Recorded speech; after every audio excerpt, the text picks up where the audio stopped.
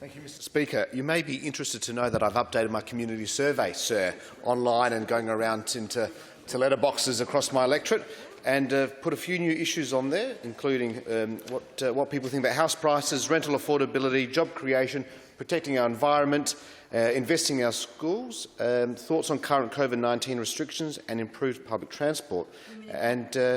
And we're getting responses are coming back in, and the overwhelming majority of people stated that the most important matter to them right now is around sensible COVID-19 restrictions. And I, like many others in this place, are extremely proud of the way South Australians have gone about dealing with the directions and dealing with COVID in our community for the last 18 months. And although it seems that wearing face masks, checking in at public locations and social distance is the new norm for so many of us, and for quite a few, this is a small price to pay for the freedoms that we enjoy, and certainly compared to what's happening in the eastern seaboards, we are very, very lucky.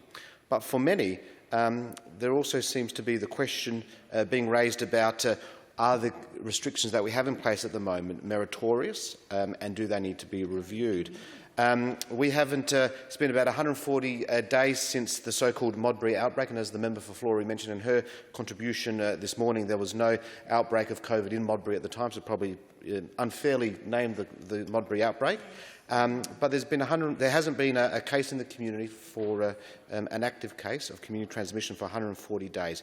And whilst we remain vigilant about Delta coming across the border at some point, people are asking me, and I think probably many other members, some common questions, such as why are we limited to having a maximum of 20 people at our house when over 20,000 people are allowed to attend the football?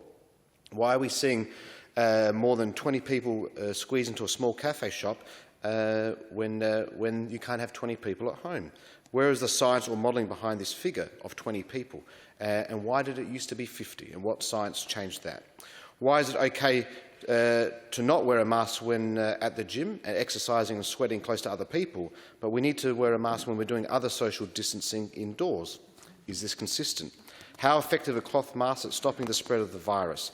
And how are we disposing single-use masks appropriately? This is a very big question across all of South Australia, and indeed Australia, is the environmental degradation associated with these single-use plastics. Single-use masks. Why are sports players allowed to tackle and bump each other during weekend sports, but they can't shake their hands at the end of the match? And of course, why can't we sensibly dance in public?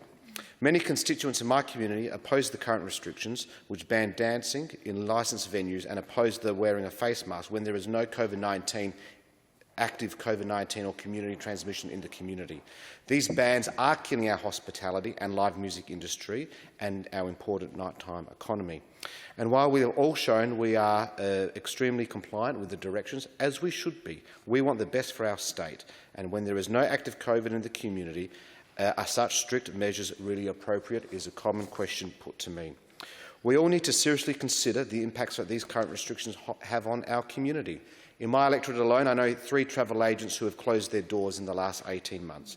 Tourism operators are hurting at the moment, and one of my tourist operators, Dallas Cools, is a constant advocate for his industry. Small business operators across the board are doing it tough. Airlines and airports are obviously hurting, hotels and regional accommodation, and our university sector is on its knees at the moment because of the impact of COVID-19.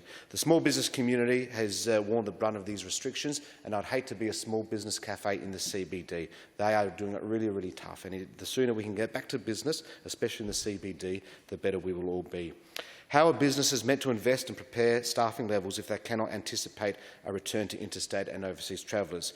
Why have businesses had to operate at 75% capacity for almost 2 years when we've had no periods of over 200 days of no community transmission, I should say?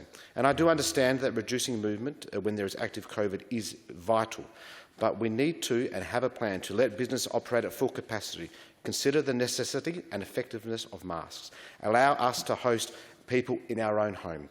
Let us dance, give us a clear roadmap for reopening, and businesses and individuals are very quick to respond when there is an active case, and we know they will do it. So until then, we should have consistent restrictions, but with Christmas looming, we still can't have the Blackwood Christmas pageant, with thousands of expats stuck overseas, with South Australians wanting to come home, We indeed have an expensive hotel quarantine system which gratefully is moving to home quarantine. But let's work together, let's get that roadmap happening and let's reopen our state.